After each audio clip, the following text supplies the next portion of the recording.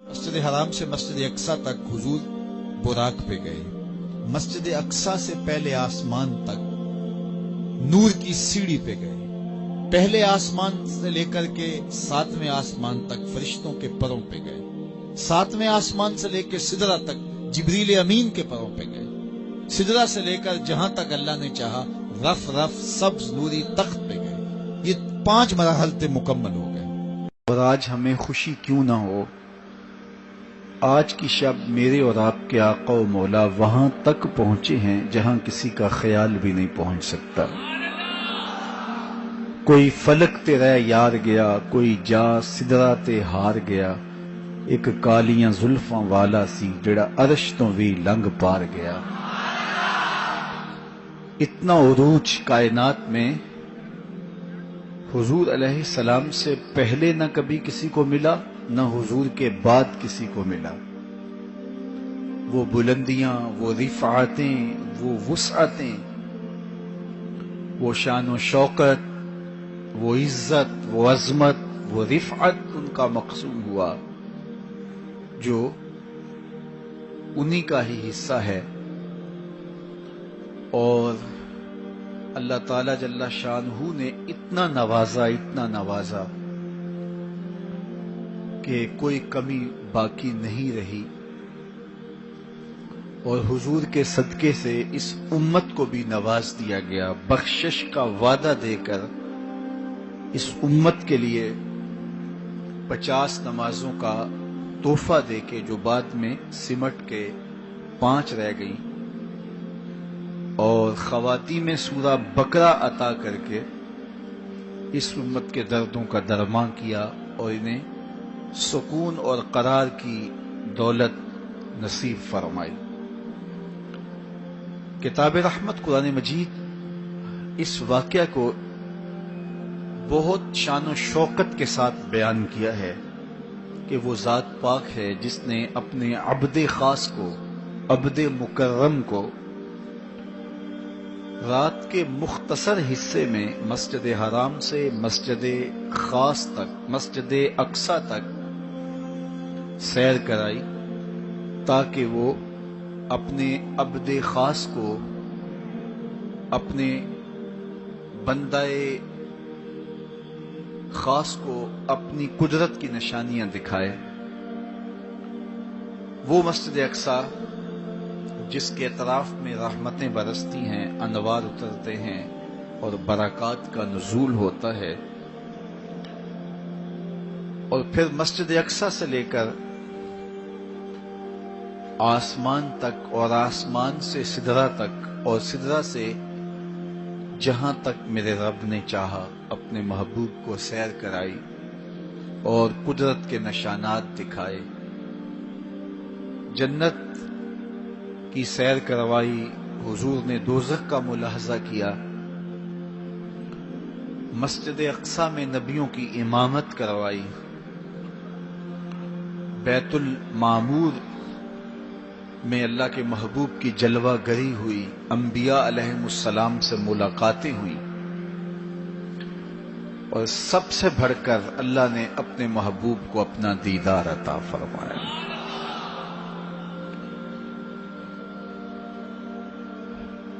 اب اس سرعت کے ساتھ، جس تیزی کے ساتھ حضور علیہ السلام تشریف لے گئے کہ رات کا مختصر حصہ تھا، قلیل وقت میں حضور گئے بھی ہیں اور آئے بھی ہیں. اور یہ ایک بہت بڑا امتحان تھا لوگوں کے لیے. کھرے اور کھوٹے کی پہچان ہونی تھی، لوگوں کے ایمان کا امتحان تھا، اور کفار نے اس پہ بہت ساری باتیں کی، اور ان کے ماننے میں یہ بھی نہیں آتا تھا کہ مسجد حرام سے مسجد اقصی تک کیسے گئے. ابو جہل نے گلی گلی جا کے پروپیگنڈا کیا کہ ہمارا کون سا مسجد اقصی میں آنا جانا نہیں ہے، تو 1 مہینہ جاتے ہوئے لگتا ہے، 1 مہینہ آتے ہوئے لگتا ہے، تو چھو کے بھی آنا ہو تو 2 ماہ چاہیے. اور یہ رات کے مختصر وقفے میں وہاں سے ہو کر آنے کی بات کر رہے ہیں، تو یہ کیسے ہم تسلیم کریں، یہ باتیں کیسے مان لیں؟ تو وہ مسجد حرام سے لے کے مسجد اقصی تک حضور علیہ السلام کے جانے اور آنے کو نہیں مانتے تھے، اور ماننے والوں نے کہا سرے عرش بھی گئے ہیں اور واپس آئے ہیں، ہم اسے بھی مانتے ہیں۔ ابو جہل نے گلی گلی جا کے کہا، اور اس نے یہ سمجھا کہ یہ میرے ہاتھ ایک چیز آ گئی ہے جس سے میں لوگوں کو حضور سے دور کر سکوں، اور وہ پوچھتا پھرتا تھا بتاؤ یہ بات ماننے میں آتی ہے؟ اچانک حضرت ابو بکر صدیق رضی اللہ تعالی عنہ سے ملاقات ہو گئی، تو کہا ابو بکر تم ہی بتاؤ، اگر کوئی کہے کہ رات کے مختصر حصے میں گیا بھی ہوں اور پلٹ کے بھی آیا ہوں تو یہ بات ماننے میں آتی ہے؟ تو فرمایا بالکل ماننے میں نہیں آتی، چھو کے بھی آنا ہو تو 2 ماہ چاہیے۔ سمجھا لوہا گرم ہو گیا، اب چوٹ پورے ٹکانے پہ بیٹھے گی، تو کہنے لگا کہ پھر جن کا کلمہ تم پڑھتے ہو انہوں نے یہ دعویٰ کیا ہے۔ تو حضرت ابو بکر صدیق فرماتے ہیں کہ وہ اس سے بھی عجیب کرے تو میں وہ بھی ماننے کو تیار، وہ تو آسمان کی خبریں دیتے ہیں، ہم وہ بھی مانتے ہیں۔ تو محبت والوں کے لیے، ایمان والوں کے لیے تو یہ قابل تعجب نہیں ہے۔ قرآن بتاتا ہے کہ حضرت سلیمان علیہ السلام نے کہا کہ مجھے تخت بلقیس چاہیے، تو ایک جن کھڑا ہو گیا، حضرت یہ خدمت میں سر انجام دیتا ہوں، کب تک لے کر آؤ گے؟ اس نے کہا دوپہر تک لے آؤں گا، مجلس برخاست ہونے سے پہلے پہلے تخت حاضر کر دوں گا۔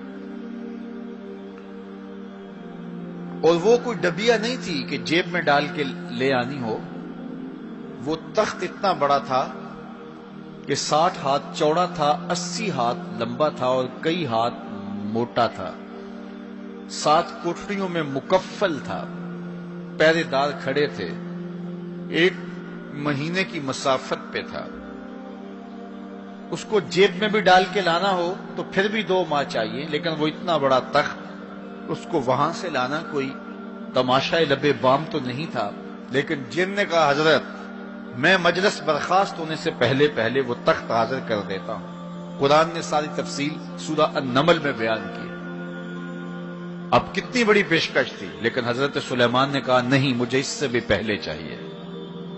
پھر وہ اٹھا جس کے سینے میں کتاب اللہ کا علم تھا، قال الذی عندہ علم من الکتاب۔ مفسرین نے ان کا نام آصف بن برخیہ بتایا ہے، جو حضرت سلیمان کا صحابی تھا۔ اس نے کہا حضرت میں یہ سعادت اپنے ذمہ لینا چاہتا ہوں، آپ کو اگر جلدی چاہیے تو میں لے آتا ہوں۔ تو آپ نے فرمایا وہ تو دوپہر تک کا ٹائم دے رہا، بتاؤ تم کب لاؤ گے؟ تو وہ شخص جو زبور کا عالم تھا اور حضرت سلیمان علیہ السلام کا صحابی تھا، وہ بولا انا آتی کا بہی قبل ان یرتد الیک طرفک، حضور آپ آنکھ بعد میں جھپکیں گے، تخت پہلے حاضر ہوگا۔ اور حضرت سلیمان نے ابھی آنکھ جھپکی نہیں تھی، تخت سامنے پڑا ہوا تھا۔ بے ساختہ پکارا ھذا من فضل ربی، یہ میرے رب کا فضل ہے کہ جس نے میرے ماننے والے کو یہ روحانی طاقت اور توانائی نصیب کر دی۔ میں آپ سے کہتا ہوں کہ حضرت سلیمان کے امتی کی یہ شان ہے کہ 1 مہینے کی مسافت پر پڑا ہوا تخت آنکھ جھپکنے سے پہلے حاضر کر دیتا ہے، اور خود سلیمان مقتدی بن کے مسجد اقصی میں جس امام کے پیچھے کھڑے ہوں، اس امام کی شان کا عالم کیا ہوگا، ان کی رفعتوں کا عالم کیا ہوگا۔ تو یہ ایک امتحان ہے معراج، اور میرے اور آپ کے آقا و مولا کی عظمتوں کو ماننے والوں نے کہا کہ یہ بعید نہیں ہے، اللہ اپنے محبوب علیہ السلام کو جہاں چاہے جتنے وقت میں چاہے لے جا بھی سکتا ہے، اور اللہ کی دی ہوئی طاقت سے محبوب واپس پلٹ کے آ بھی سکتے ہیں۔ لوگوں نے یہ کہا کہ جسم اتنی سرعت کے ساتھ اگر محو سفر ہو تو تحلیل ہو جائے، تو میاں تخت سلیمان تحلیل نہیں ہوا، اور یہ حضرت سلیمان کے مقتدی کی تخت بلقیس جو ہے وہ تحلیل نہیں ہوا، اور یہ حضرت سلیمان کے مقتدی کی روحانی قوتوں کا کرشمہ ہے۔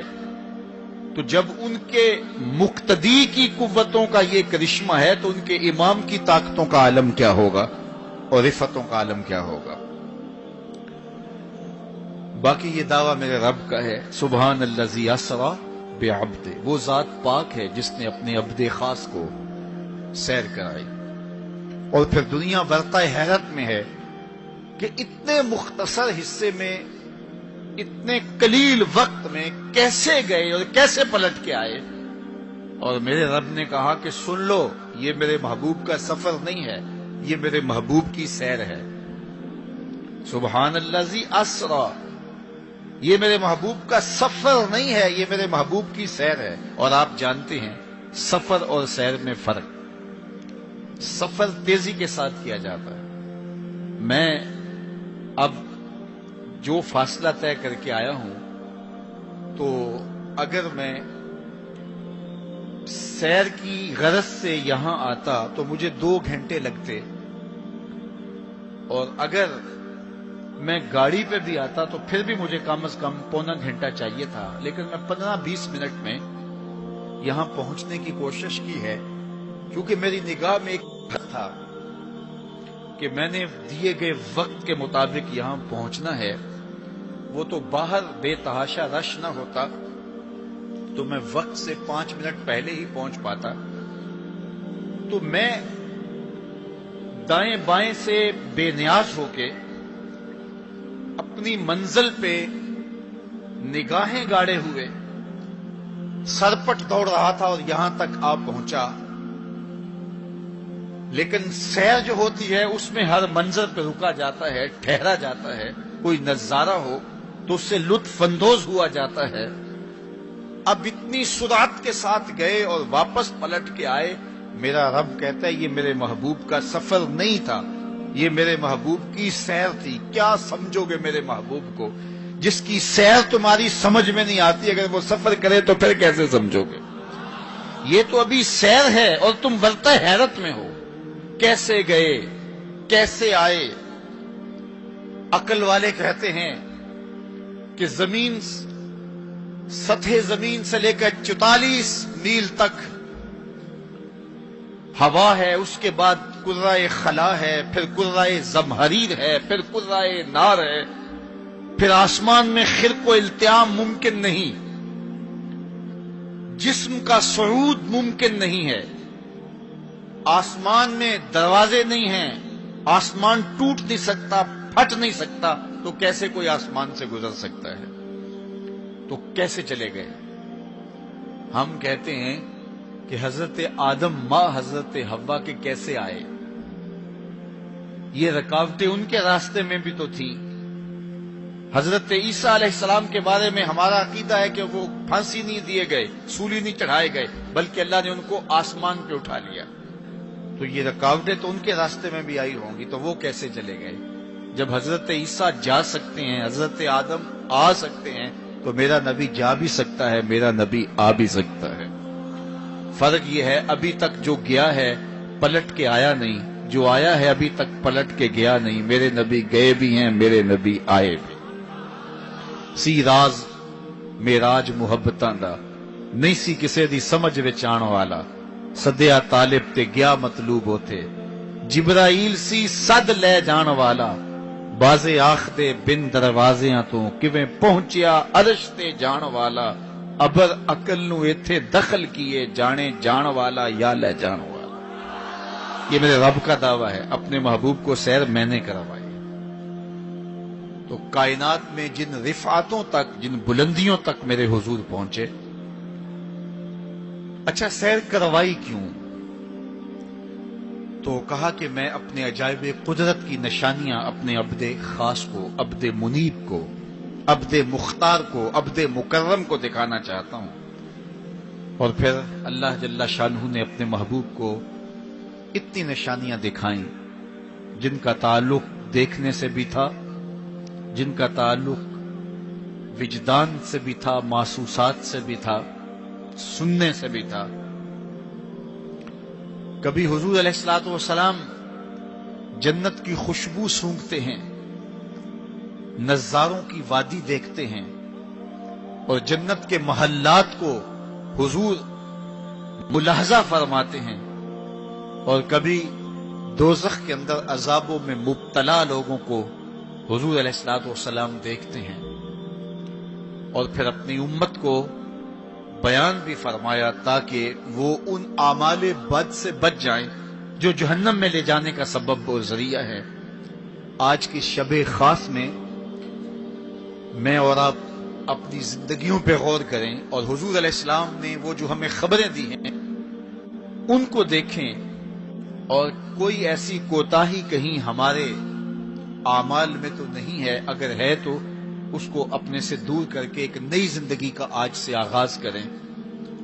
حضور علیہ الصلوۃ والسلام نے فرمایا کہ میں نے کچھ لوگوں کو دیکھا کہ پتھروں سے ان کے سر کچلے جا رہے ہیں، اور پتھروں سے کچلنے کی وجہ سے ان لوگوں کے سر کیمے کی طرح ہو جاتے، کوٹ دیے جاتے ہیں پتھروں سے، لیکن تھوڑی دیر کے بعد پھر صحیح ہو جاتے ہیں، لیکن پھر دوبارہ ان کے سر کچلے جاتے۔ تو میں نے پوچھا جبریل یہ کون لوگ ہیں؟ تو کہا کہ یہ وہ لوگ ہیں کہ جن کے سر نماز کی وجہ سے بوجھل رہتے تھے، نماز جن کو بڑی بھاری لگتی تھی۔ کئی لوگوں کو نماز کا کہیں تو وہ 100 بہانے کرتے ہیں، اور ایک بہانہ تو ہر بے نمازی کرتا ہے، میرے کپڑے پاک نہیں ہیں۔ میرے والد گرامی فرمایا کرتے تھے تیرے کپڑے کیسے پاک ہو سکتے ہیں جب تو اللہ کے حضور جھکنا نہیں جانتا؟ جب اس کے حضور جھکنا سیکھ جائے گا تیرا لباس بھی پاک ہو جائے گا، تیرا بدن بھی پاک ہو جائے گا، تیرا تن بھی پاک ہو جائے گا، تیرا من بھی پاک ہو جائے گا۔ تو 100 بہانے تو ان کے سر نماز کی وجہ سے بوجھل ہو جاتے، اذان کی آواز سنتے اور پھر دوبارہ سرہانے پہ سر ڈال دیتے اور اٹھنے کی ہمت نہ پڑتی۔ حی علی الصلاۃ حی علی الفلاح کی دل فریب صدائیں کانوں میں پڑتی۔ تو ان کے سر نماز کی وجہ سے بوجھل ہوتے تھے، اور آج ان کے سر پتھروں سے کوٹے جا رہے ہیں۔ اس پورے اجتماع میں جو اس گراؤنڈ کے کناروں تک ہے اور باہر گلی میں بھی اس لاؤڈ سپیکر کے ذریعے سے، بازار میں بھی، سڑک پر بھی آوازیں پہنچ رہی ہوں گی، تو آپ سب اور میں غور کریں کہ ہماری زندگی میں کہیں نماز سے کوتاہی تو نہیں ہے، اور یہ بھی سن لیجئے کہ یہ معراج کا تحفہ خاص ہے جو حضور لے کر آئے۔ معراج کی شب جب حضور وہاں پہنچے، جب کسی کا تصور بھی نہیں پہنچ سکتا، تو اللہ نے اپنے محبوب علیہ السلام کو جو عطا کیا اس میں خواتین میں سورہ بقرہ تھی، سورہ بقرہ کی آخری آیات عطا کی گئی، امت کے ساتھ بخشش کا وعدہ کیا گیا اگر وہ شرک نہیں کرتی، اور جو سب سے اہم شے وہ یہ کہ 50 نمازوں کا تحفہ دیا گیا۔ آقا کریم علیہ السلام 50 نمازوں کا ہدیہ اور تحفہ لے کر کے واپس پلٹے۔ چھٹے آسمان پہ حضرت موسیٰ علیہ السلام سے ملاقات ہوئی، اور انہوں نے کہا کہ میں بنی اسرائیل کا تجربہ رکھتا ہوں، اور امتوں کا گہرا تجربہ رکھنے کی وجہ سے میں آپ سے عرض کرتا ہوں کہ آپ اللہ کی بارگاہ میں جائیے اور نمازوں میں تخفیف کی درخواست پیش کیجیے، یہ 50 نمازیں نہیں پڑھ پائیں گے۔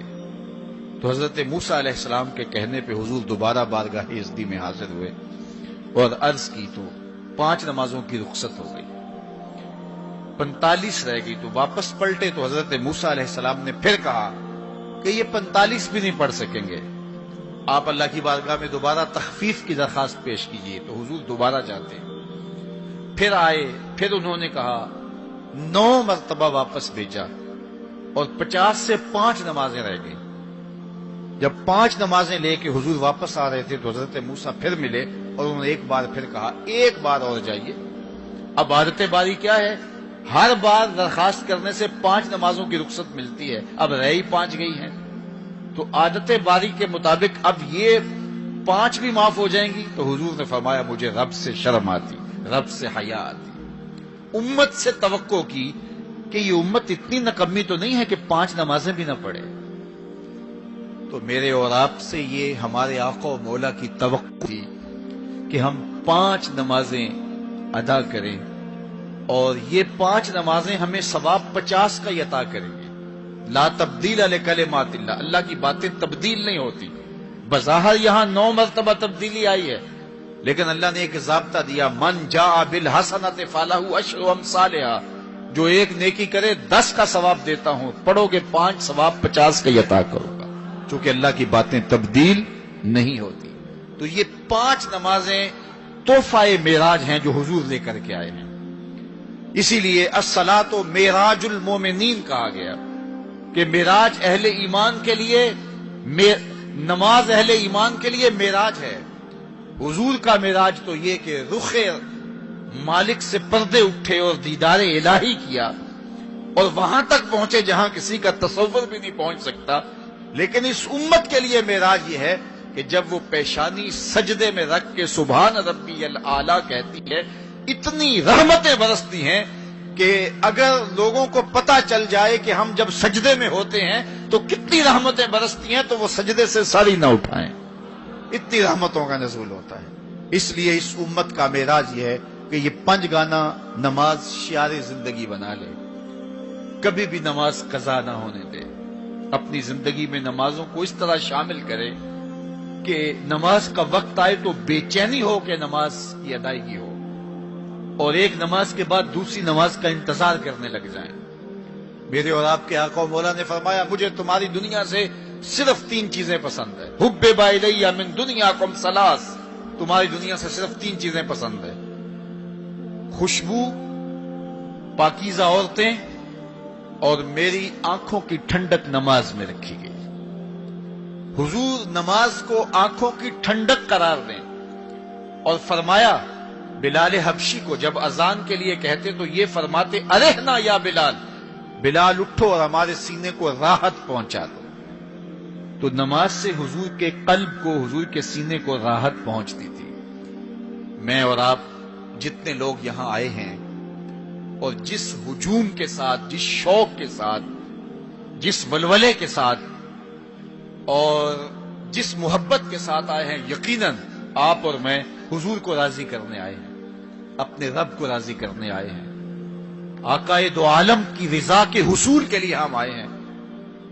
تو حضور کی رضا کے طالب بن کے آج کے اس اجتماع میں آنے والوں، اگر تم چاہتے ہو کہ حضور ہم سے راضی ہو جائیں، تو اگر بدقسمتی سے کوئی بے نمازی ہے تو آج عزم کر کے جائے کہ آج کے بعد نماز نہیں چھوڑوں گا، اللہ کے رسول راضی ہو جائیں گے انشاءاللہ.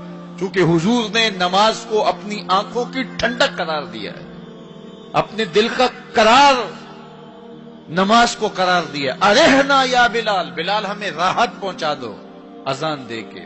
تو یہ حضور کے لیے راحت کا سبب تھا. تو 5 گانا نماز شعار زندگی رکھیں، اور جنہیں نماز نصیب ہے وہ یہ سمجھیں کہ نماز معراج المومنین ہے، تو پھر ہمیں سجدے میں اس کی لذت کیوں نصیب نہیں ہوتی. تو وہ اپنے خیالات کو قابو میں کریں، اپنی نماز میں یکسو ہو جائیں. پڑے سجدے میں ہوں اور کھڑے دکان پہ ہوں تو پھر سجدہ سرور بخش نہیں ہوگا، پھر قیام لذت آفری نہیں ہوگا.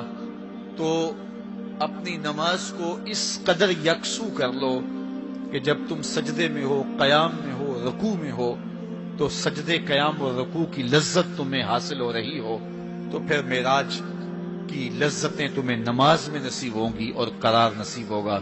تو کہا میں نے کچھ لوگوں کو دیکھا کہ ان کے سر کوٹے جا رہے ہیں، اور میں نے پوچھا یہ کون لوگ ہیں؟ تو کہا یہ وہ لوگ ہیں کہ جو نماز نہیں پڑھا کرتے تھے، جن کے سر نماز سے بوجھل رہتے تھے. پھر کچھ لوگوں کو دیکھا معراج کی شب، فرماتے ہیں کہ ان کے آگے اور پیچھے چیتھڑے بندھے ہوئے ہیں، اور وہ کانٹے دار جھاڑیاں تھوہر کھا رہے ہیں، کڑوی جھاڑیاں کھا رہے ہیں، اور گرم پتھر چاٹ رہے ہیں اور کھا رہے ہیں. تو میں نے پوچھا کہ یہ کون بد نصیب لوگ ہیں؟ تو کہا یہ وہ لوگ ہیں جو اپنے مال کا صدقہ نہیں دیا کرتے تھے، مال کی زکوٰۃ نہ ادا کرنے والے، سخت عذاب میں مبتلا ہوں گے اور اللہ کے قہر و غضب کا شکار ہوں گے۔ اور پھر فرمایا میں نے ایسے لوگوں کو بھی دیکھا کہ جن کے سامنے انواع و اقسام کے کھانے پڑے ہوئے ہیں، ہنڈیا کے اندر اچھے تازہ اور خوشبودار معقولات موجود ہیں، لیکن وہ ان کو نہیں لے رہے، بلکہ بدبودار سڑا ہوا گوشت کہیں پڑا ہے اور وہ اس کو اٹھا اٹھا کے کھا رہے ہیں۔ تو مجھے حیرت ہوئی، تو میں نے جبریل سے پوچھا کہ یہ کون بد نصیب لوگ ہیں کہ ان کے سامنے بھنا ہوا تازہ گوشت موجود ہے، خوشبودار گوشت موجود ہے، لیکن یہ اس بدبودار اور متعفن میں ہاتھ مار رہے ہیں۔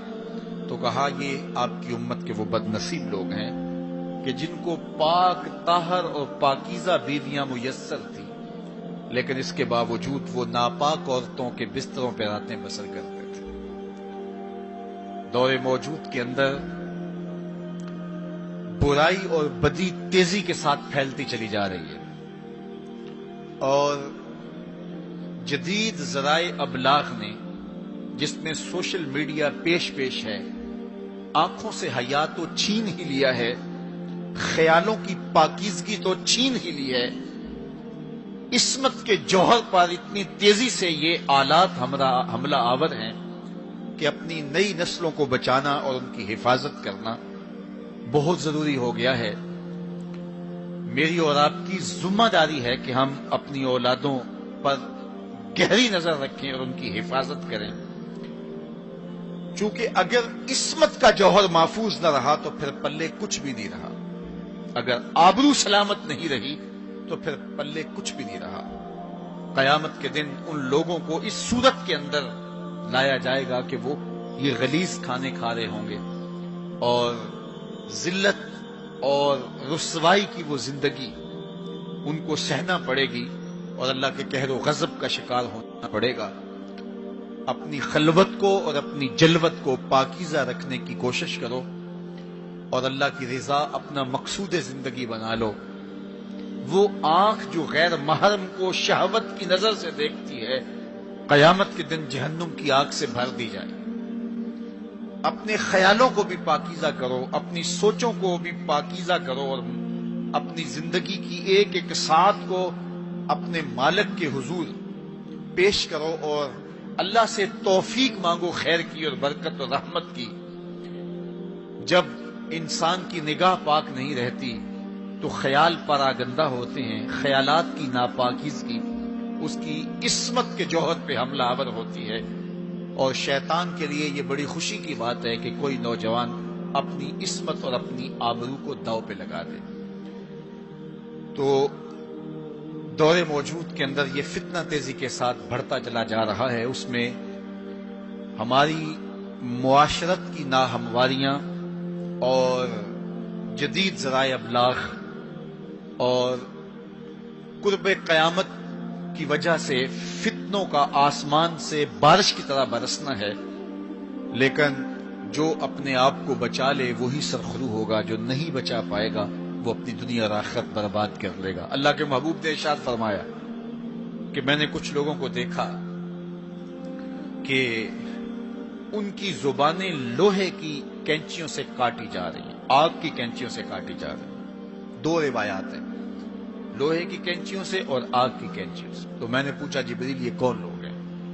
تو کہا حضور یہ آپ کی امت کے فتنہ پرور خطیب ہیں، جو کہا کرتے تھے ان کا اپنا وہ عمل نہیں ہوا کرتا تھا۔ لوگوں کے اندر فتنہ اور فساد بپا کرنے والے لوگ، جن کی زبان کی تلخیاں معاشروں کے اندر تفریق پیدا کرتی ہیں، بھائی بھائی سے لڑ پڑتا ہے، میاں بیوی کے درمیان تفریق پیدا کر دیتے ہیں، نفرت کی چنگاریاں ان کی زبان اگلتی ہے، اور ان کے لہجے لوگوں کے اندر تفریق، تشدد، افتراق اور فرقہ بندیاں پیدا کرتے ہیں۔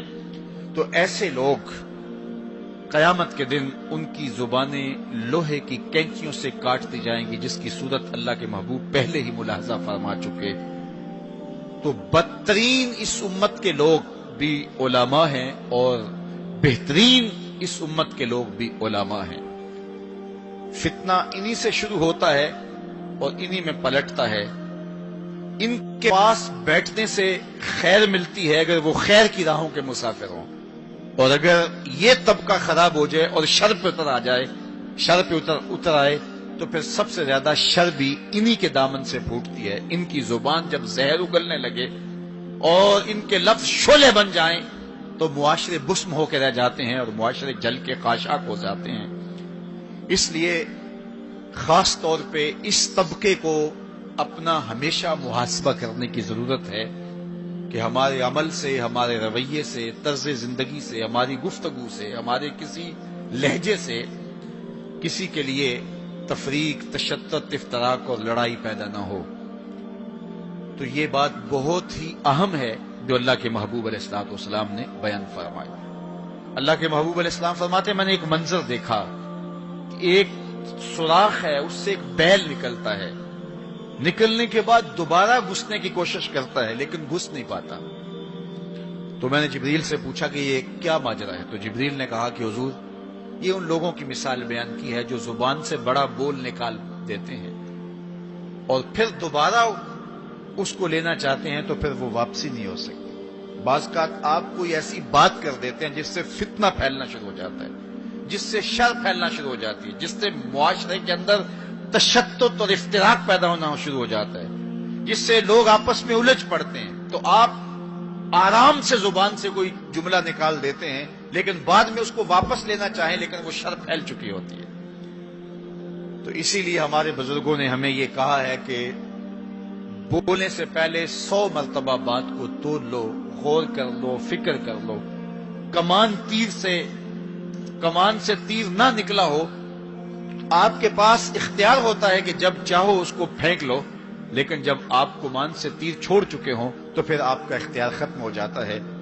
پھر وہ زخمی کرے، کسی کی موت کا سبب بنے یا وہ تیر ضائع چلا جائے، پھر تمہارا اختیار نہیں ہوتا۔ تو بولنے سے قبل ضرور سوچو کہ میری زبان سے نکلا ہوا کوئی جملہ اس معاشرے پر کیا اثر پیدا کرے گا، اور جب زبان سے جملہ نکل گیا تو پھر آپ کے اختیار میں نہیں ہے۔ تو یہ بہت ضروری ہے۔ اس وقت ہر بندہ جو زبان میں آئے بول دیتا ہے، ہر بندے کو اس وقت بولنے کی جو لت ہے، اور آج کل تو وہ سوشل میڈیا کے اوپر جو من میں آیا تنہائی میں وہ لکھ دیا اور لکھ کے معاشرے کے اندر لوگوں کے اندر وہ چیز وائرل کر دی، جس طرح کی تصویر چاہا ڈال دی، لیکن پھر بعد میں وہ آپ کے اختیار میں چیز نہیں رہتی ہے۔ بلکہ اب تو اتنے بخسیس اور اتنے نیچ فطرت کے لوگ بھی سوشل میڈیا پہ بیٹھے ہوئے ہیں۔ کسی زمانے کے اندر جو گندے مزاج کے لوگ ہوتے تھے وہ واش روم کے اندر بیٹھ کر کے چھپ کے اپنے خب سے باطن کا اظہار کرتے تھے اور واش روم کی دیواروں کے اوپر جو ان کے من میں غلاظت ہوتی وہ لکھ دیا کرتے تھے۔ پبلک واش رومز کے اندر ایسے مناظر آپ نے بھی دیکھے ہوں گے کہ انسانیت کا سر شرم سے جھک جاتا ہے۔ ایسے چھوٹی سوچ کے لوگ وہاں بیٹھ کر کے جو ہے وہ لکھ دیا کرتے تھے۔ اب وہی لوگ، ان کو ایک سوشل میڈیا کا پلیٹ فارم مل گیا ہے اور وہ یہاں اپنے بند کمرے میں جو چاہیں لکھ کے اس کے اوپر ڈال دیں، اور اس کی شر اور اس کا فساد اور اس کی غلاظت، اس کی گندگی کے چھینٹے کہاں کہاں تک پہنچتے ہیں ان کو اس سے غرض نہیں ہوتی۔ تو ایک ایک حرف جو زبان سے نکلتا ہے، تمہارا قلم سے نکلا ہوا ایک ایک جملہ، اس کا حساب ہونا ہے قیامت کے دن۔ ایک ایک چیز کے بارے میں پوچھا جائے گا۔ اور آج اگر تم سوشل میڈیا پہ کوئی بات چھوڑتے ہو یا کسی مجمع عام کے اندر کوئی بات کرتے ہو یا تنہائی کے اندر کوئی بات کرتے ہو اور پھر اس کی شر پھیلتی ہے، تو وہ شر تو پھر سفر کرتی رہے گی۔ تم اب وہ جملے کہنے چھوڑ بھی دو، تم اپنا وہ اکاؤنٹ بند بھی کر دو، لیکن وہ شر، وہ غلاظت، وہ گندگی، وہ چھینٹے جو اڑے تھے وہ آگے بڑھتے رہیں گے، اور اس کا گناہ تمہارے نامہ اعمال میں، تمہارے کھاتے میں درج ہوتا رہے گا، حتیٰ کہ تم مر بھی گئے تو پھر بھی تمہارے نامہ اعمال کے اندر وہ سب کچھ اترتا رہے گا۔ اس لیے اپنے آپ کو محتاط کرنے کی ضرورت ہے اور اپنے ایک ایک لمحے کو محفوظ کرنے کی ضرورت ہے۔ اپنے وقت کو قیمتی جانو۔ اپنی زبان کو کھولنے سے قبل 100 بار سوچو کہ جو میں لفظ کہہ رہا ہوں وہ کیا مجھے کہنا چاہیے یا نہیں؟ میرے اور آپ کے آقا و مولا نے فرمایا جو اللہ اور پچھلے دن پر ایمان رکھتا ہے وہ خیر کی بات کہے ورنہ چپ رہے، اس کا چپ رہنا اس کے لیے بہتر ہے، اور اگر وہ کہنا چاہتا ہے تو وہ خیر کی بات کہے۔ تو فرمایا میں نے وہاں بیل نکلتے ہوئے دیکھا اور پھر دوبارہ گھسنا چاہتا ہے تو گھس نہیں پاتا، تو کہا جبریل نے کہ یہ وہ بول ہے جو زبان سے نکالا جا چکا ہے، اب دوبارہ زبان میں اس کو داخل نہیں کیا جا سکتا۔ اور مختلف صورتیں حضور نے دیکھی، لوگوں کو عذابوں کے اندر مبتلا دیکھا، لوگوں کو تکلیفوں کے اندر مبتلا دیکھا، کسی کو خون کی نہر کے اندر غوطے کھاتے دیکھا، کسی کے پیٹ کے اندر سانپ دیکھے۔ اور جبریل سے پوچھا تو جبریل نے عرض کی یا رسول اللہ یہ سود خور ہے، یا رسول اللہ یہ حرام کھانے والا ہے، یہ فلاں جرم کا مرتکب شخص ہے۔ تو وہ صورتیں حضور علیہ السلام کو دکھائی گئی اور وہ مناظر حضور کو دکھائے گئے، اور دوسری جانب جنت میں حضور نے ان خوش نصیب لوگوں کو بھی دیکھا کہ جن کی نیکیوں کی وجہ سے وہ اللہ کی رحمتوں کے حصار میں ہیں۔ ایک شخص کو دیکھا جو نور عرش میں ڈوبا ہوا ہے اور وہ نور ہی نور میں ہے، اللہ اکبر۔ تو جبریل سے حضور نے پوچھا یہ کون شخص ہے؟ تو جبریل امین نے اس کی 3 خوبیاں بیان کی، ان میں سے ایک خوبی یہ تھی کہ وہ اپنے والدین کا فرما بردار۔ حضور علیہ الصلوۃ والسلام نے معراج کی شب بہت نظارے دیکھے، جنت دوزخ کو مشاہدہ کیا، حضور نے انبیاء علیہ السلام سے ملاقاتیں کی۔ پہلے آسمان پہ حضور علیہ الصلوۃ والسلام نے حضرت آدم علیہ السلام کو دیکھا، دوسرے آسمان پہ دیگر حتیٰ کہ 7ویں آسمان تک مختلف نبیوں کو دیکھا، اور پھر اس کے بعد حضور علیہ الصلوۃ والسلام 7 آسمانوں سے گزرتے ہوئے جب سدرۃ المنتہا پہ پہنچے تو جبریل امین نے کہا کہ حضور اب اس سے آگے میں نہیں جا سکتا۔ اللہ اکبر۔ پھر سبز نوری تخت آیا جس پہ حضور جلوہ فراز ہوئے، رف نامی اس تخت پہ حضور بیٹھے، پھر حضور وہاں تک پہنچے جہاں کسی کا خیال بھی نہیں پہنچ سکتا۔ خرد سے کہہ دو کہ سر جھکا لے، گماں سے گزرے گزرنے والے، یا خود پڑے ہیں جہت کو لالے، کوئی کیا بتائے کدھر گئے تھے، سراغ عین و متا کہاں تھا، نشان کیف و الا کہاں تھا، نہ کوئی ساتھی نہ کوئی راہی، نہ سنگ منزل نہ مرحلے تھے، کمان امکان کے جھوٹے نقطوں تم اول آخر کے پھیر میں ہو، محیط کی چال سے پوچھو کدھر سے آئے کدھر گئے تھے، کوئی حد ہے ان کے عروج کی، بلغل اولاب کمالے۔ حضور علیہ الصلوۃ والسلام فرماتے رأیت ربی فی احسن صورہ۔ اللہ اکبر۔ سب سے بڑی دولت جو حضور نے ملاحظہ کی، سب سے بڑا نور جو حضور نے دیکھا، سب سے بڑی قدرت کی نشانی جو حضور نے دیکھی، وہ یہ تھا کہ حضور نے سر کی آنکھوں سے اپنے رب کا دیدار کیا۔ نور ہی نور، اجالے ہی اجالے، روشنیاں ہی روشنیاں۔ اللہ اکبر۔ خود بلایا محبوب کو اور اپنا جلوہ دکھایا۔ ایک کوہ طور پہ خود چل کے جاتے ہیں، رب آرنی انظر الیک، مالک میں تجھے دیکھنا چاہتا ہوں، تو جواب کیا ملتا ہے؟ لن ترانی، اے موسیٰ تم مجھے نہیں دیکھ سکتے۔ اور ایک ام ہانی کے گھر لیٹے ہیں اور چادر اوڑھ کے استراحت کر رہے ہیں، جبریل جا کے حاضر ہو کے عرض گزار ہوتے ہیں ان اللہ اشتاق الی لقائک یا رسول اللہ، محبوب آپ لیٹے ہو، آپ کا رب آپ کا دیدار کرنا چاہ رہا ہے۔ تبارک اللہ، شان تیری، تجھی کو زیبا ہے بے نیازی، کہیں پہ وہ جوش لن ترانی، کہیں تقاضے وصال کے تھے۔ ایک کوہ طور پہ خود چل کے جاتا ہے اور دیدار کی طلب کرتا ہے، مالک میں تجھے دیکھنا چاہتا ہوں، جواب کیا ملتا ہے؟ لن ترانی، اے موسیٰ تم نہیں دیکھ سکتے۔ پہم اسرار ہوتا ہے بار بار، یا اللہ میں تجھے دیکھنا چاہتا ہوں۔ علماء نے لکھا جب یہ کہہ دیا گیا تم نہیں دیکھ سکتے تو پھر تقاضا کیوں تھا؟ کہا اس لیے کہ رب کا کلام سنا تھا، اس لیے تڑپ تھی، جس کے کلام میں اتنا لطف ہے دیدار کا مزہ کیا ہوگا۔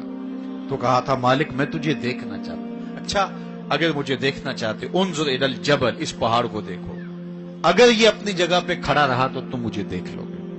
اللہ نے اپنی رویت کو استقرار جبل کے ساتھ معلق کر دیا۔ علامہ سعد الدین تفتزانی علیہ رحمہ نے شرح عقائد نسبیہ میں اس پہ گفتگو کی ہے کہ ممکن کے ساتھ معلق بھی ممکن ہوتا ہے۔ گویا اللہ کا دیدار ممکن ہے. تو اللہ تعالیٰ جل شانہ نے کہا کہ اس پہاڑ کو دیکھو، یہ اگر اپنی جگہ ٹھہرا رہا تو تم مجھے دیکھ لو گے. یہ الگ بات ہے کہ وہ پہاڑ ٹھہر نہ سکا، اللہ کے جلووں کی تاب نہ لا سکا. اللہ تعالیٰ نے اس پہاڑ پہ جب اپنی تجلی کا نزول کیا، اور وہ بھی تجلی ذاتی نہیں تھی، تجلی صفاتی، اور اس کا بھی عکس پرتو ذل اور سایہ اس پہاڑ پہ ڈالا، اور پہاڑ اس جلوے کی تاب نہیں لا سکا. طور جلنے لگا، خر موسیٰ صائقہ قرآن بتاتا ہے. حضرت موسیٰ علیہ السلام بھی بے ہوشی کی کیفیت میں زمین پر تشریف فرما ہو گئے. اللہ اکبر. اس کے بعد جب ہوش میں آئے تو حضرت موسیٰ اللہ کی بارگاہ میں عرض گزار ہے، مالک میں تیرے حضور توبہ کرتا ہوں، میں نے تقاضا ہی کیوں کیا. اللہ اکبر. جلووں کی تاب نہیں لا سکے، اور وہ تجلی ذاتی بھی نہیں تھی، تجلی صفاتی تھی، اور وہ بھی تجلی صفاتی کا عکس تھا، سایہ تھا، اور وہ بھی پہاڑ پہ پڑا. پہاڑ سے منعکس ہو کے حضرت موسیٰ علیہ السلام پہ آیا، لیکن تاب نہیں لا سکے. لیکن اللہ کے دیدار کا سرما تو آنکھوں میں لگ گیا تھا، ایک جھلک تو پڑی تھی. امام حلبی نے لکھا ہے کہ اس کے بعد حضرت موسیٰ کی نگاہوں کا عالم یہ تھا کہ کالی رات کے اندھیرے میں کالے پتھر پر کالے رنگ کی چیونٹی کو 9 فراسخ دور سے، ایک فرسخ 3 میل کا ہوتا ہے، 27 میل دور سے، تقریباً 50 کلومیٹر دور سے کالے رنگ کی چیونٹی کو کالے پتھر پر کالی رات کے اندھیرے میں چلتا ہوا دیکھ بھی لیتے تھے، اس کے قدموں کی آہٹ کو سن بھی لیتے تھے. یہ اللہ کا کلام سننے کی وجہ سے کانوں میں یہ سماعت آ گئی، اور اللہ کا دیدار کرنے کی وجہ سے آنکھوں میں یہ توانائی آ گئی کہ 50 کلومیٹر دور کالی رات کے اندھیرے میں شب دیجور کی ظلمتوں میں کالے رنگ کی چیونٹی کو چلتا ہوا دیکھتے بھی، اس کے قدموں کی سرسراہٹ کو سنتے بھی. یہ اس کی نظر کا کمال ہے جس نے تجلی صفاتی کا پرتو پہاڑ پہ پڑتے ہوئے دیکھا اور تاب نہ لا سکا، اور جو ذاتی تجلیوں میں گم رہا اور آنکھ بھی نہیں جھپکتا. اس محمد عربی کی نگاہوں کا عالم کیا ہوگا، ان کی نظروں کا عالم کیا ہوگا. اسی لیے فرمایا انی ارا ما لا ترون واسمع ما لا تسمعون. جو میں دیکھتا ہوں وہ تم نہیں دیکھتے، جو میں سنتا ہوں وہ تم نہیں سنتے. تو تجلی صفاتی کا پرتو پڑا ہو تو نظر اتنی تیز ہو جائے، اور تجلی ذاتی کا عکس جس نے دیکھا، تجلی ذاتی کے جلووں میں جو گم رہا ہو، تو اس کی نگاہوں کا عالم کیا ہے. اللہ اکبر. یہاں تو خر موسیٰ صائقہ ہے، وہاں کیا ما زاغ البصر وما طغى. آنکھ نہ ہی تو چندھیائی اور نہ حد ادب سے متجاوز ہوئی. کیسی آنکھ ہے، جب جلوائے محبوب دیکھا تو آنکھ چندھیائی بھی نہیں. آپ سورج کو دیکھیں اور وہ دوپہر پر ہو اور جو ہے وہ پورے جلال پر ہو تو آپ کی آنکھیں چندھیا جاتی ہیں، آپ دیکھ نہیں پاتے، آنکھوں میں پانی اتر آتا ہے. اب یہ آنکھیں کیسی تھیں کہ جب جلوائے جمال خدا دیکھا تو خدا کہہ رہا ہے، رب کہہ رہا ہے ما زاغ البصر. کیسی آنکھیں ہیں کہ جو چندھیائی نہیں ہے، وما طغى، اور حد ادب سے متجاوز بھی نہیں ہوئی ہے. دنیا پر ایسا ہوتا ہے، کسی منظر کو کوئی نظر دیکھے تو نظر منظر کی تعریف کرتی ہے نا. کوئی نظارہ دیکھے تو ناظر تعریف کرتا ہے نا، واہ واہ کیسا نظارہ تھا، کیسا منظر تھا. دنیا کے اوپر یہی ہوتا آیا ہے. لوگ جاتے ہیں گلزاروں کو، پہاڑوں کو، کوساروں کو، وادیوں کو دیکھنے کے لیے، تو واپس پلٹتے ہیں تو کہتے ہیں کیا منظر تھا یار. پہاڑوں پہ جمی ہوئی برف، پھوٹتے جھرنے، بہتی ندیاں، کیا منظر تھا. کیا خوبصورت درخت تھے، اور درختوں کے اوپر کیا قدرت کے جمال کے رنگ تھے. اقبال بھی ایک منظر دیکھ کر آئے تو واپس کسی نے پوچھا کیا دیکھا وہاں، تو انہوں نے کہا من خدا را آنجا دیدم بے حجاب. میں نے اس کے جلوے وہاں بے نقاب دیکھے. تو جب کوئی ناظر کسی منظر کو دیکھتا ہے تو ناظر منظر کی تعریف کرتا ہے کہ واہ واہ کیسا منظر تھا، آنکھوں سے ہٹتا ہی نہیں ہے. یہ پہلی مرتبہ دنیا میں ایسا ہوا کہ ناظر نے منظر کو دیکھا تو منظر کہنے لگا واہ کیسی آنکھ ہے جو نہ چندھیاتی ہے نہ حد ادب سے گزرتی. یہ پہلی بار ایسا ہوا. ما زاغ البصر وما طغى.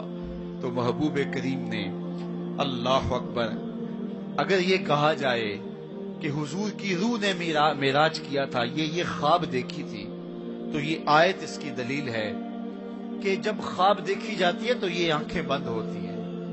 خواب خیال سے دیکھی جاتی ہے، وہ ایک خیال ہے جو پرواز کرتا ہے، اس کا تعلق دماغ سے ہوتا ہے.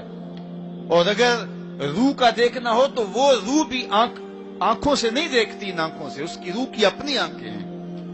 تو جب آنکھوں کا ذکر کیا کہ آنکھ چندھیائی نہیں اور حد ادب گزری نہیں، تو محبوب پتا چلا کہ جو جلوہ دیکھا تھا وہ خواب میں نہیں دیکھا تھا، وہ اس آنکھ نے دیکھا تھا. جو جلوہ دیکھا تھا وہ آنکھ نے دیکھا تھا. اسی لیے تو بات آنکھ پہ ہو رہی ہے. ما زاغ البصر وما طغى. آنکھ چندھیائی نہیں، حد ادب سے گزری نہیں، تو معلوم ہوا کہ جو دیکھا تھا وہ آنکھ نے دیکھا ہے، اسی لیے تو آنکھ کی بات ہو رہی ہے. اور پھر ایک اور بات سنو، آگے قرآن کہتا ہے ما کذب الفؤاد ما رأى.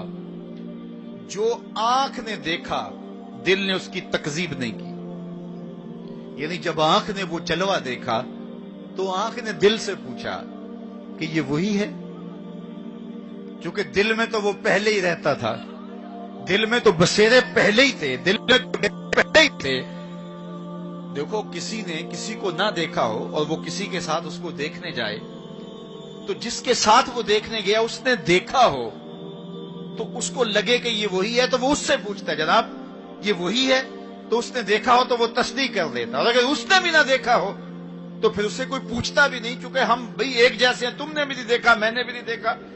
تو جب کسی نے پہلے دیکھا ہوا ہو تو پھر دوسرا اس کو پوچھتا ہے ہاں وہی ہے، اور وہ کہتا ہے ہاں ہاں وہی ہے. اور وہ یہ تب کہہ سکتا ہے کہ اس نے پہلے دیکھا ہو. جب جمال الہی کو نگاہ مصطفیٰ نے دیکھا تو نگاہ نے دل سے پوچھا یہ وہی ہے، یہ وہی ہے جو دل میں درد بن کے رہتا ہے، یہ وہی ہے. ما کذب الفؤاد ما رأى. قرآن بتاتا ہے جب آنکھ نے پوچھا نا دل سے تو دل نے تکذیب نہیں کی، دل نے کہا ہاں یہ وہی ہے. اب یہاں ایک جملہ کہتا ہوں اور میری تقریر یہاں اختتام کو بھی پہنچ جائے گی، تو یہ آپ کے لیے کافی کبھی غذا ہوگی اور روح کو سرشار رکھے گی. اور وہ یہ کہ جو دل میں رہتا ہو وہ آنکھوں کے سامنے آئے، اسے تو معراج کہتے ہیں. جو دل میں بستا ہو وہ آنکھوں کے سامنے آ جائے، اسے ہی تو معراج کہتے ہیں. اس لیے دل نے تو پہلے ہی دیکھا تھا، دل میں تو وہ پہلے ہی رہتا تھا. آج شب جو ہے وہ آنکھ نے دیکھا تو آنکھ جو ہے وہ تڑپ کے دل سے پوچھتی ہے وہی ہے. اللہ اکبر. تو پھر آنکھ نے جب پوچھا تو دل نے ما کذب الفؤاد، دل نے تکذیب نہیں کی بلکہ دل نے تصدیق کی. اللہ اکبر. قرآن پوچھئے، قرآن کہتا ہے افتمارونہ علی ما یری. تم بحث کر رہے ہو، لڑ رہے ہو، الجھ رہے ہو آپس میں اس پر کہ جو اس نے دیکھا، تم دیکھنے پہ الجھ رہے ہو. وَلَقَدْ رَآهُ نَزْلَةً أُخْرَى. جو پھر اس نے 2 بار دیکھا. تم ایک بار کی بات کر رہے ہو، اس نے 2 بار دیکھا. اللہ اکبر. ما کذب الفؤاد ما رأى. آنکھ کیسی ہے؟ حد ادب سے آگے نہیں گزرتی، چندھیاتی بھی نہیں ہے. بات ساری آنکھ کی ہو رہی ہے تو پھر بات خواب کی کہاں آ گئی؟ آنکھ کی بات ہو رہی ہے، آنکھ ہی دل سے پوچھ رہی ہے تو بار بار آنکھ کی بات ہو رہی ہے. آنکھ نے دیکھا، آنکھ نے دیکھا. اچھا صرف دیکھا ہی کوئی بات نہیں ہوئی؟ اللہ اکبر. صرف دیکھا ہی کوئی بات نہیں ہوئی؟ قرآن سے پوچھتے ہیں، سورہ نجم اٹھاتے ہیں فَأَوْحَى إِلَىٰ عَبْدِهِ مَا أَوْحَىٰ. کہاں باتیں بھی ہوئی تھی. اللہ اکبر. اب ساری توجہ ادھر ہوگی. کیا بات ہوئی؟ اعلامیہ کیا جاری ہوا؟ یہ مرکزی نقطہ ہے نا. ملاقات ہوئی ہے، اب کان کھڑے ہو گئے. پھر کوئی بات بھی ہوئی؟ جواب آیا ہاں ہوئی. فَأَوْحَىٰ. ہاں بات ہوئی. فَأَوْحَىٰ إِلَىٰ عَبْدِهِ. اس نے اپنے بندے سے کوئی بات کی. اب سماعتیں رک گئیں، سانسیں بھی رک گئیں.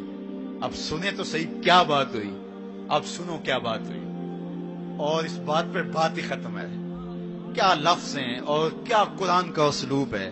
قرآن تو واقعی اللہ کا کلام ہے. پھر ذرا سنیے ذرا کیا منظر ہے، لطف کیا ہے کہ ملاقات ہوئی. ملاقات کو قرآن بیان کر رہا ہے. آنکھ جھپکی نہیں ہے، بات قرآن بتا رہا ہے. آنکھ نہ جھپکی ہے نہ حد ادب سے آگے گزری ہے. یہاں ایک اور بات عرض کرنا چاہوں گا، حد ادب سے آگے نہیں گزری، حد ادب سے متجاوز نہیں ہوئی. تو یہ جملہ بتاتا ہے یہ جبریل سے ملاقات کی بات نہیں بتائی جا رہی، یہ رب سے ملاقات کی بات بتائی جا رہی ہے. یہ حد ادب کی جو بات ہے اس بات کو سمجھیں.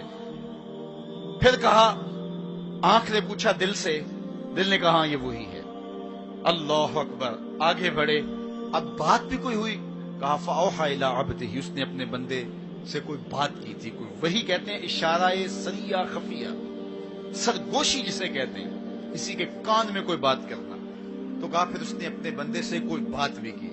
کان کھڑے ہو گئے، سماعتیں رک گئی، سانسیں رک گئی. کیا بات ہوئی؟ جواب آیا ما اوہا، تمہیں کیا لگے جو بھی ہوئی. کرنے والے نے کی، سننے والے نے سنی. فَأَوْحَىٰ إِلَىٰ عَبْدِهِ، اس نے اپنے عبد خاص سے پھر کوئی بات کی. کان رکے، جواب آیا ما اوہا، جو بھی ہوئی. جو بھی ہوئی کرنے والا جانے یا سننے والا جانے. سی راز میراج محبتاں دا نہیں کسے دی سمجھ وچ آن والا. سدیا طالب تے گیا مطلوب ہوتے، جبرائیل سی صد لے جان والا. بازے آخدے بن دروازیاں تو کمیں پہنچیا عرش تے جان والا. ابر عقل نو ایتھے دخل کیے، جانے جان والا یا لے جان والا. تو کہا جو بھی بات ہوئی وہ ہوئی ضرور. اللہ اکبر. لیکن اتنا سمجھ لو جو بھی بات ہوئی اس میں گناہگاروں کی بخشش کا پیکج ضرور تھا، اس میں گناہگاروں کی بخشش کی کہانی ضرور ہے. یہ بات اچھی طرح سمجھ لو. اس لیے تم خوشیاں منا رہے ہو، اسی لیے تمہارے چہرے کھلے ہیں معراج کی شب، کہ آج کی شب رب سے محبوب نے جو بات کی ہے اس میں گناہگاروں کی نجات کی ضمانت اپنے رب سے لی ہے. اللہ اکبر. تو وہ شان عطا کی، وہ رفعت نصیب ہوئی، وہ بلندیاں نصیب ہوئی جو کسی اور کا مقسوم نہیں ہے. ایک شب کا محفل معراج کیا، ساری زندگی ان کے نام پر درود پڑھتے رہیں، ان کے دین کے لیے اپنے آپ کو وقف کر دیں اور ایک ایک سانس ان کے نام کر دیں. حق کے شکر پھر بھی ادا نہ ہو، اس لیے کہ ہماری بخشش کی ضمانت اسی دہلیز سے ہوئی، اسی چوکھٹ سے ہوئی. یہ سارے اجالے، یہ ساری روشنیاں کائنات کے اندر جو آپ کو دکھائی دیتی ہیں